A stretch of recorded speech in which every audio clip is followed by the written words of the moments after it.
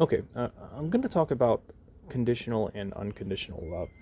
So, I'm going to speak about this inside kind of the framework of a toxic relationship. So, to describe that toxic relationship, say you are helping somebody. It could be a significant other, or it could be a guy on the street.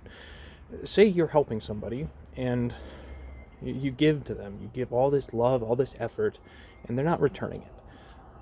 What that is in effect, it's kind of unconditional love, right?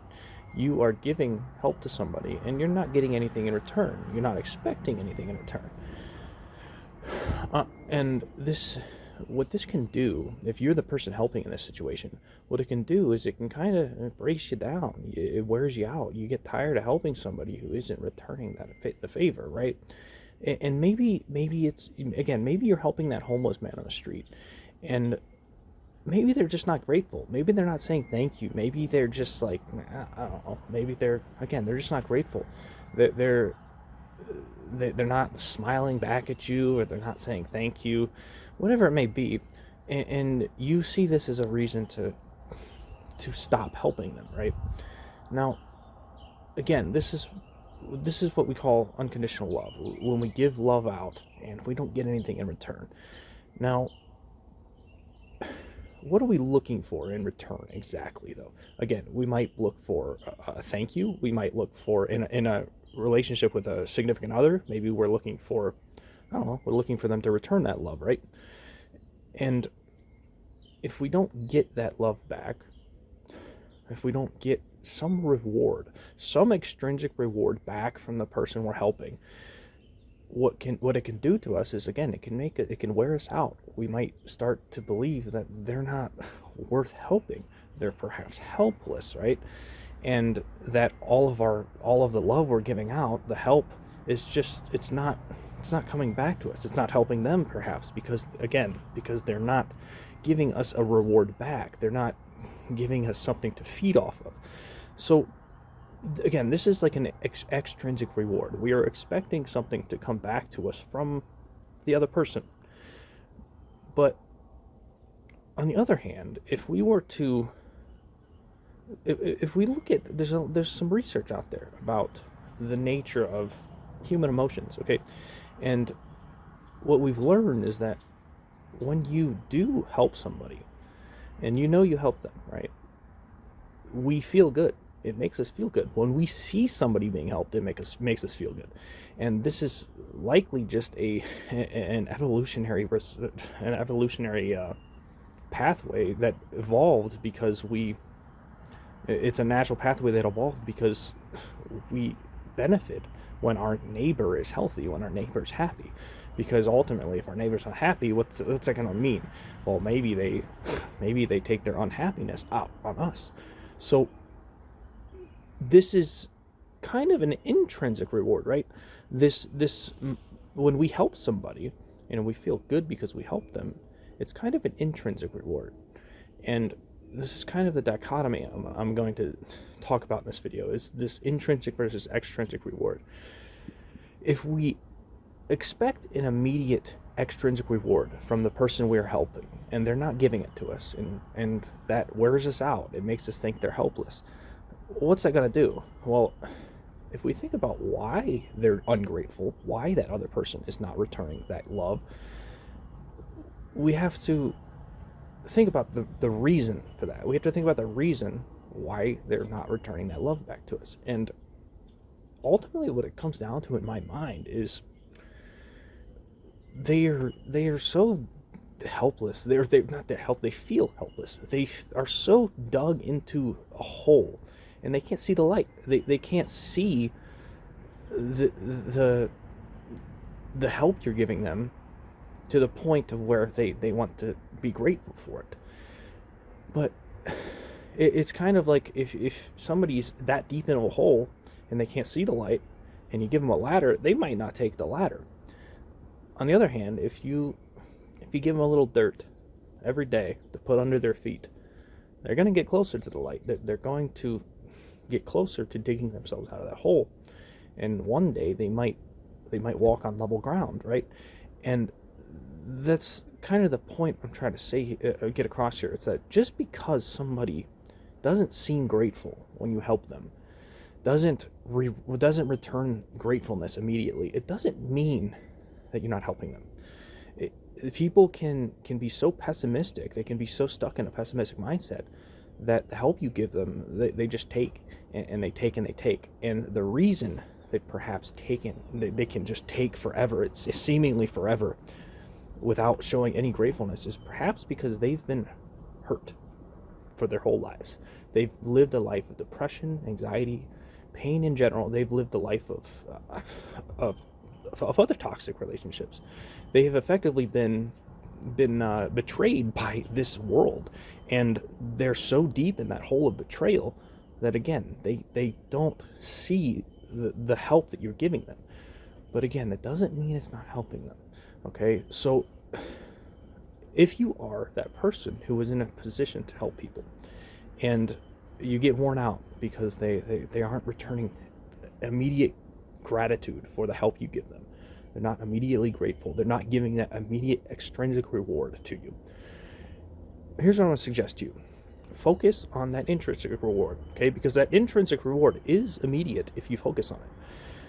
If you give a homeless man food and he wants money for drugs, and he I don't know, he gives you a smear because you didn't give him money and you only gave him food, you're helping that man.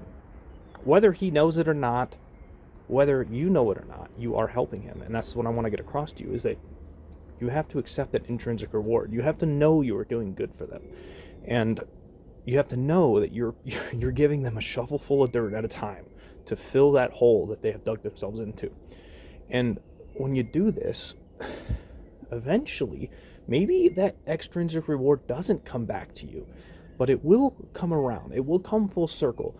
And what I mean by that is, if you help a homeless man every single day, and you feed him every single day, but he never says thank you, what will eventually happen is you will help dig that man out of that hole. And maybe that man extends the gratitude that you gave him to somebody else. And then they extend it to somebody else. And before you know it, this chain of goodwill wraps all the way around to you in a way that you cannot directly follow. But rest assured, there is an indirect chain of goodwill there. And you have to have faith in that chain of goodwill. It's like goodwill and bad will alike. They spread like viruses. If you just walk past that homeless man, and you spit on him or whatever, or you throw him in jail, that's bad will, and that's going to spread all the same. It's going to spread just like goodwill. And the thing about good and bad will in this scenario is that when bad will reaches a certain point, it turns into violence, right? It turns into crime, poverty, and violence. On the other hand, when goodwill really doesn't have a limit. Okay, if we all help each other, we all become increasingly confident in the state of the future. We increase morale more and more. There's no limit to that increasing morale. And again, it's like goodwill spreads like a virus. It could take over the entire world and manifest world peace. That is how, if we ever do achieve world peace, that's how it will be done. It will be through the widespreading of it will be through widespread goodwill. We will treat others the way we want to be treated, even if they don't return immediate extrinsic rewards back to us, even if they're not immediately grateful. We have to understand that there are long-term effects to our actions, and anything you do to help somebody, whether it's giving them $1 million or whether it's smiling at them as you walk down the street, it's going to help. Okay, and that's what I want to get across to you. I'm not saying that you have to go feed the homeless. I'm not saying you have to remain in a toxic relationship with your significant other. But what I am saying is, at the very least, don't return the toxicity back to them. If you are that person in a high place and you can, and you're level-headed, don't return that toxicity back. Remain level-headed. At the very least, be neutral, and preferably better than neutral. Don't yell at them. Don't use ad hominems. Don't use condescending language. Don't attack them, obviously. We want to foster goodwill, or at the very least, neutrality.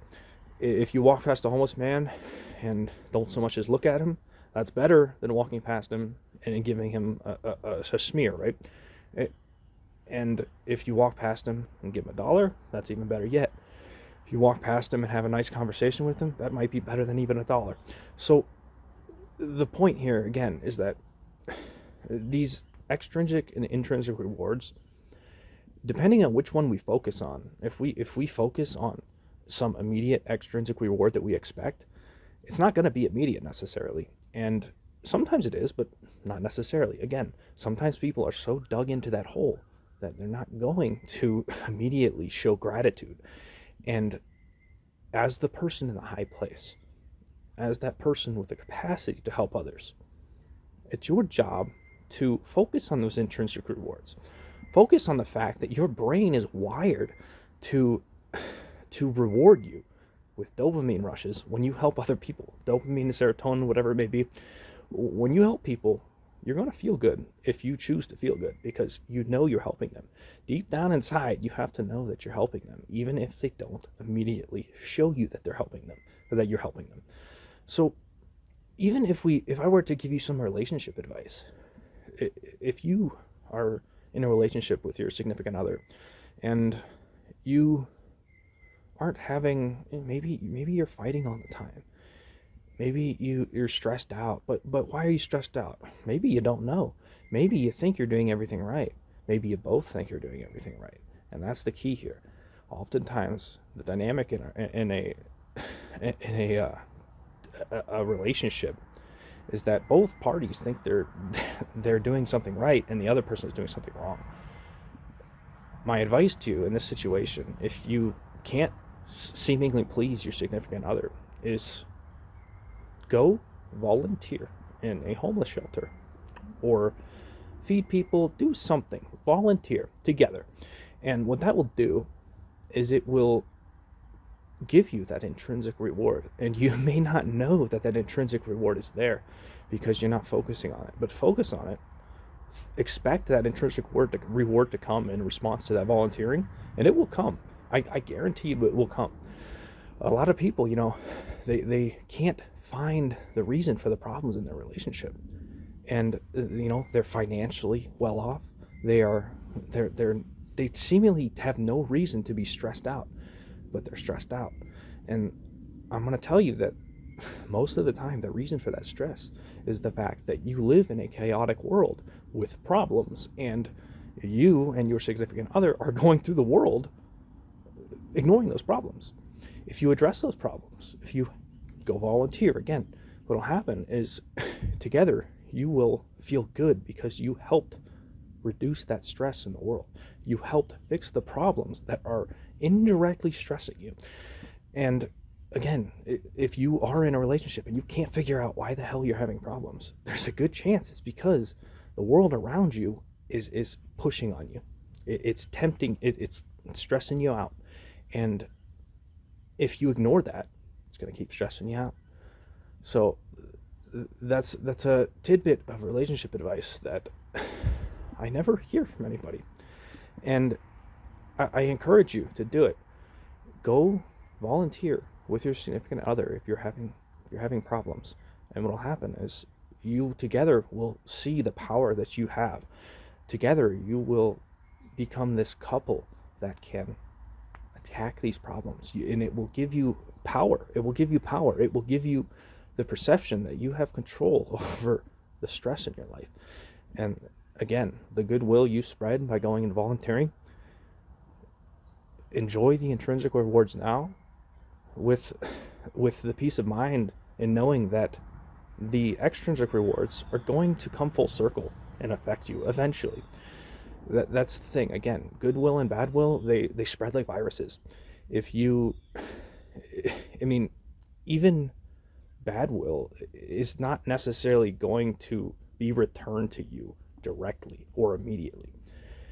Sometimes you ignore poverty long enough as a collective society, and the bad will comes back on you in a couple decades as a civil war or as I don't know, as social tensions, right?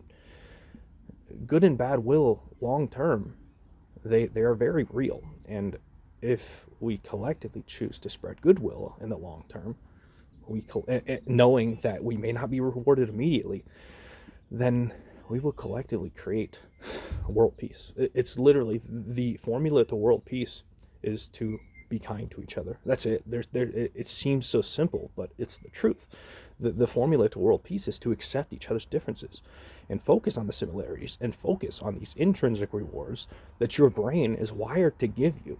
It's like if you get so stuck in this materialistic mindset or in the expectation of gratitude, if you expect someone to say thank you who has been beaten down by this world their whole life, if you expect them to say thank you just because you fed them one day, then what's going to happen? Well, you're not going to get that thank you every time. And the people who do give you that thank you, they're more than likely than not giving those thank yous to other people, and they're also spreading goodwill to those people. They become allies.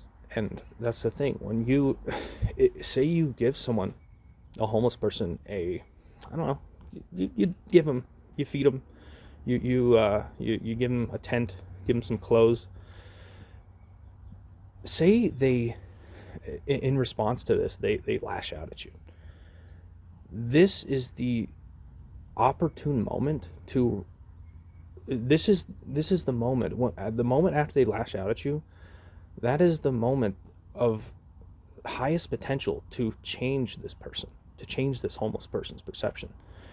If they lash out at you and you come back the next day and help them, it's going to send a bigger message than any other time, because what they're going to know, what they're going to see is they're going to see this person didn't give up on me when I was a piece of shit to them.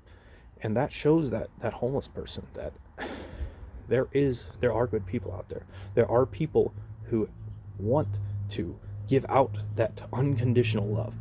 Now, here's the thing about this unconditional love concept. I don't believe unconditional love exists at all.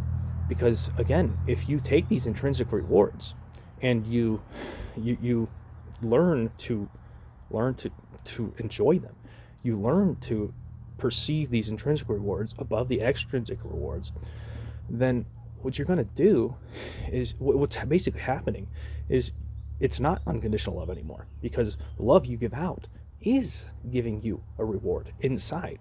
So in effect, when you help somebody, it's kind of a selfish behavior in a certain manner, right? But it's not selfish strictly, because you're helping them and you're helping yourself. So all love is perhaps conditional, because when you help somebody, you help them and you help yourself if you are able to perceive these intrinsic rewards, if you focus on them. So this is why, if you are a person who is in the position to help people, don't get mad if they attack you verbally. If they attack you physically, well, best keep your distance, all right? I'm not telling you to go get yourself hurt because you're helping some homeless person in an alley at night, right? I'm not telling you to give up your hard-earned savings. I'm not telling you to go donate every dollar you own. You have to watch out for yourself too. But if you are the person with the capacity to help, don't let the verbal attacks get to you. Just understand that at the end of the day, hurt people, okay? There is some truth to that. And good people who perhaps have not been hurt, people who have lived a good life, who have been treated well, they will treat people well. And it's those people who have the responsibility to spread that goodwill, okay? So again, hurt people. But another way we can think about it is hurt people try to hurt people. If that homeless person, lashes out at you and yells at you, what you can do is you can choose to not accept the pain they try to inflict on you, assuming it's not physical, right? So hurt people try to hurt people, but if you choose to not be hurt by those words, right, or by their ungratefulness, then we can spread that goodwill, and we can dig the people out of these holes of despair that they are in. And that's ultimately where we're at. We have people who are floating on clouds, but also confused as to how to fix the planet they live in, how to fix the sociological structure that is seemingly falling apart. And what we can do instead of ignoring the people that are dug in holes because they're not grateful is we can understand that when we help them, it is helping in the long term, even if not immediately apparent. So give that a little thought, okay?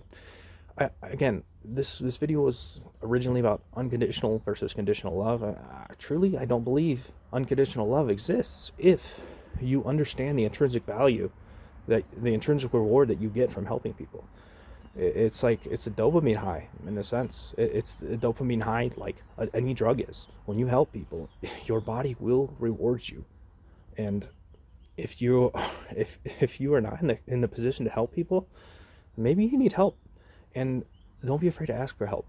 Seriously, because there are people who are ready to help you, and maybe they're not. Maybe they want monetary return for that help, but maybe they don't. Maybe there are people who can help you just by telling you, just by giving you a little wisdom. Maybe there are people who can help you monetarily. Maybe there are people who can offer you a job. There's so many different ways to help people. Maybe people can just have a good conversation with you and brighten your day up for 10 minutes. There's so many ways to help people, and if you understand that, then you don't need money to do it. You just need to spread goodwill. Be kind to your neighbor. Thanks for watching.